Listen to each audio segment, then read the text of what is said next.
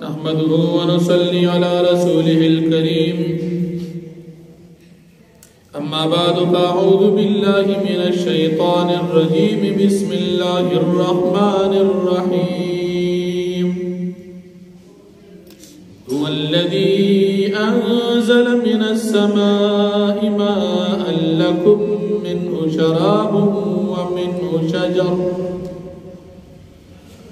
ومنه شجر فيه تسيمون صدق الله العظيم.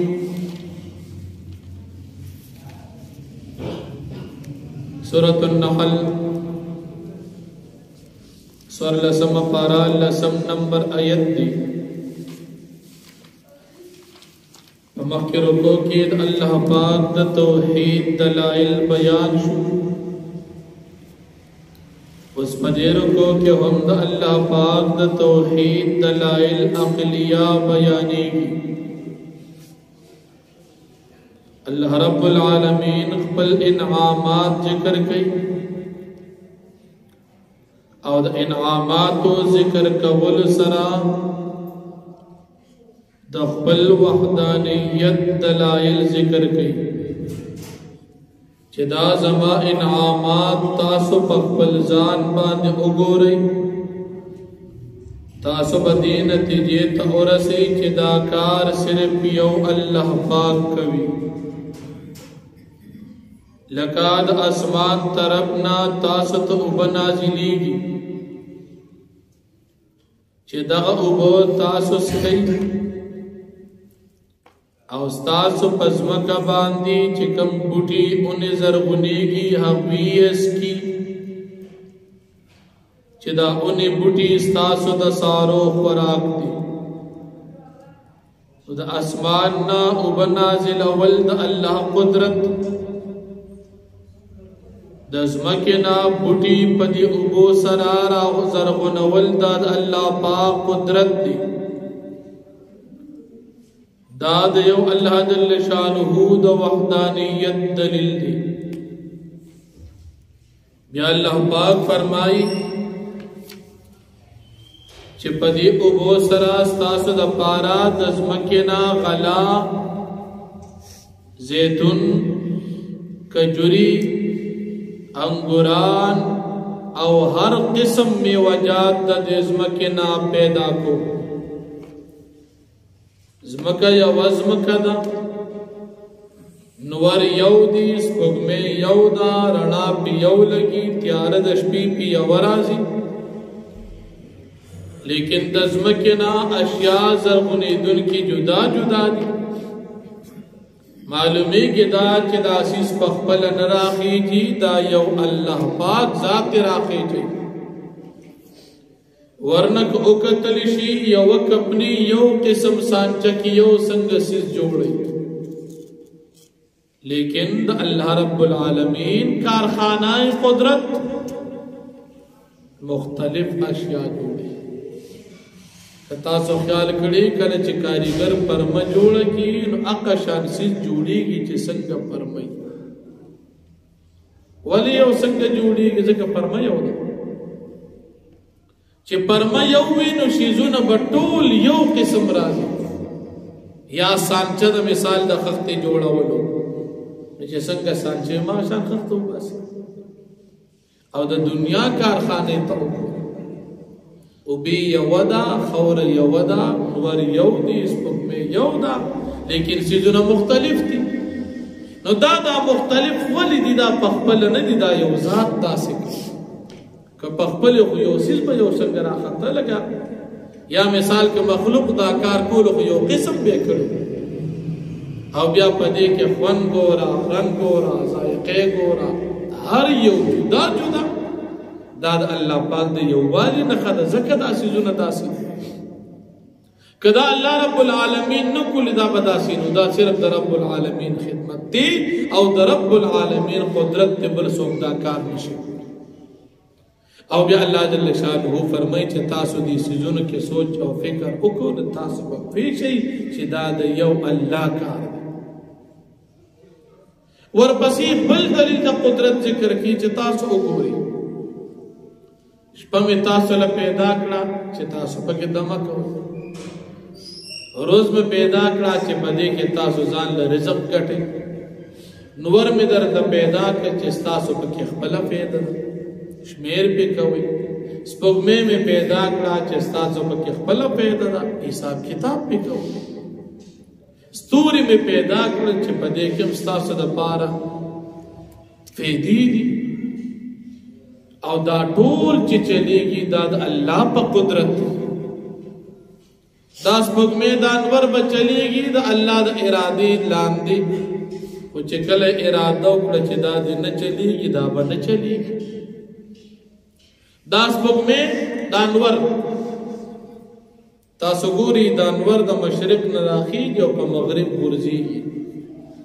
او چې سهار ګوري بیا رسېدلي خپل ځای ته، نو دا څوک رسوي؟ دا یو الله رسوي.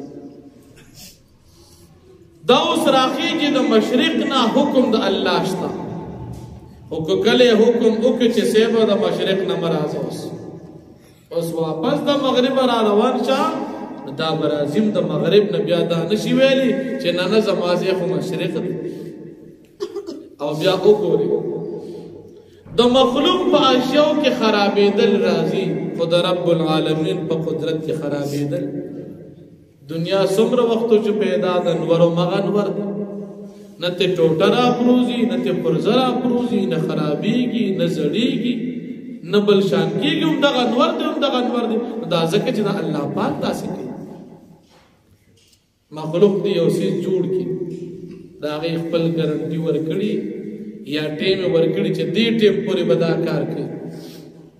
نو چې کله هغه ټیم پې تېر شي خلک وایي دا ایکسپایر شو، خراب شو، ولې ټیم ختم شو. د مخلوق کار خاص ټیم پورې، ځکه مخلوق دی خاص ټیم پورې، او د رب العالمین ذات دایمي دی، نو چې کوم څیز پیدا کړي نو په هغې کې هم د ټیم قصه وي. چې اراده وکړه چې دې ټیم ختم بس هغه ختمېږي، خو هغه چاته وایي نه چې دې ټیم کې به دا کار کوم. لکه اوس انور دی، سپوږمۍ ده، شپه ده، ورځ ده، ستوري دي، چې څنګه دي همغه شان دي، بدلېدل پکې نه دي. دا د الله په قدرت دی. خو که کله الله جل شانه اراده بدله کړه دا به خامخا بدلېږي، دا د قدرت لاندې. پدې دې کې الله جل شانه فرمایي ان فی ذلک الآیات لقوم یعقلون. مخکینی آیت کې وایي یتفکرون، او پدې دې کې وایي یعقلون. علما فرمایي یتفکرون ځکه وایي چې په هغې کې څه نه څه د انسان عمل له دخل شته. زمیندار کاکا ځمکه ګوټ کي، سره پکې واچي، ډیران پکې واچي، خوره پکې واچي، د هغې نه بعد هغه فصل وکړي، میوې وکړي، نو کوونکي الله دې خو بندم پکې څه نه څه کار کړی، خدمت کړی، نو هغې کې ووي یتفکرون چې سوچ وکړي. او په دې ځای کې انور شو، سپوږمۍ شوه، شپه شوه، ورځ شوه، ستوري شو، په دې کې د انسان څه شته نه، د عمل پکې بالکل نشته. نو ځکه په دې ځای کې وایي لقوم یعقلون، چې عقل لري هغې پوهېږي، ځکه چې دې پوهېږي چې چا کې عقل وي نو هغه په دې پوهېږي چې دا زمونږ د وس کار نه دی،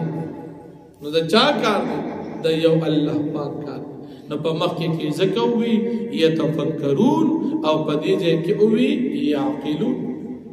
ورپسې بیا فرمایي الله جل شانه چې په دې ځمکه کې تاسو له مختلف اشیاء مختلف رنګونو والا پیدا کړي. دا په مختلف اشیاء مختلف رنګونه پیدا کول دا د الله جل شانه د قدرت دلیل دی. که الله جل شانه نه وي کړي دا رنګونه بچا پیدا کړي، دا رنګونه خو چاته معلوم نه چې دا سور دی او دا تور دی او دا ژیړ، دا پیدا کول هم د الله دی. ځکه دا خو مخکې نو الله پیدا کړ چې دا رنګ دا ده، هر څیز د رنګ مختلف فرق او خلکو وپېژندو چې د دې څیز رنګ به دا وي. نو دا مختلف اشیاء مختلف رنګونو والا پیدا کول دا هم د الله جل شانه د یووالي دلیل دی. دا هم د مسلمان د ایمان دلیل دی چې الله یو دی، ځکه دا رنګونه مختلف ګورې نه. لکه مثال نور یو روخي او په باغچه کې ګلونه مختلف رنګونو والي، نو که د نور سره تعلق خو مثال نور ژیړ دی، دا دم ژیړ دی، کله سپوږمۍ سره تعلق مثال سپوږمۍ سپینه د دادم ټول سپین خو د دې سره تعلق نشتا د دې کار د الله د قدرت سره نو کله به ګل سور وي کله به سپین وي کله به یو رنګ کله بل رنګ دا د الله پاک د یووالي دلیل دی دې نه علاوه الله پاک بل دلیل ذکر کوي چې تاسو وګورئ دریابونه مې په ځمکه پیدا کړل د اوبو غټ غټ سمندرونه په دې کې تاسو کشته ګرځوي په دې کې تاسو لامبو وهي ځان ته قیمتي ملغلرې روباسي په دې کې تاسو کونډې او جالونه اچوي ځان ته غټ غټ میان روباسي دا دریاب چې مسخر دی او ته پکې کوس چې او ته پکې سيزونه روباسي دا د الله قدرت اوس که الله مسخر کړي نه وي او ته پکې ورډوب شي او پکې مړ وي خو تا ته داسې کې چې تلاسونه خپې و د پاسه به راځي لکه اوس مثال خوره نو د خاورو په ډیري کې سړی پټ شي خو مړ کېږي اوبو کې سړی ډوب شي لاسونه خپې مړي سام پکې اخري کار کېږي دا د الله تعبیر او بیا په دې کې دا قیمتي اشیاء پیدا کول دام د الله کار اوبو کې دا قیمتي کاڼي قیمتي ملغلرې دا د څه دپاره دا د الله جل شانو قدرت دا د انسان دپاره او په دې کې تاسو کشته چلوي خو په اسانه پکې خپل ډیر مزل په اسانه راکموي او چې باندې چې مزل کې لار اوږدی او چې په سمندر مزل کې مزل کمی او بل سمندر داسې چې رشکشم پکې سمندر داسې چې د پکې نورم ډېر سفر کول شي دا د الله جل شانه د قدرت دلیل خنو ځمکې پیدا کړ نو دا ځمکه خوځېدا الله جل شانه په دې باندې درانه غرونه پیدا کړل چې دا پتا سو خوځيږي نه ځکه چې دا خوځيږي نو تاسو به جون تیرول ګران نو په دې ځمکه دا درانه غرونه پیدا کول دا د کم ځای نه راغی دا الله پیدا کړ اوس که سړی مهنت کوي نو په ټول عمر کې یو غر نشي ختمولی دومره غټ کړ تاسو کتلی غرونه کله کاڼي خلک روباسي ډېر عمر پکې تیر شي کاڼي ختمېږي نه غر وهمغه شان ولاړ نو دا دومره غر چا پیدا دا الله جل شانه څنګه د اوارز مکه الله پیدا کړه په دې د پاسه درانه غرونه پیدا کړل دا الله جل شانه د یو والد ستوري پیدا کړ پس دور سره ستاسو پر اسمان خستم شو او په دې باندې تاسو خپل لارې مومئ اوس خو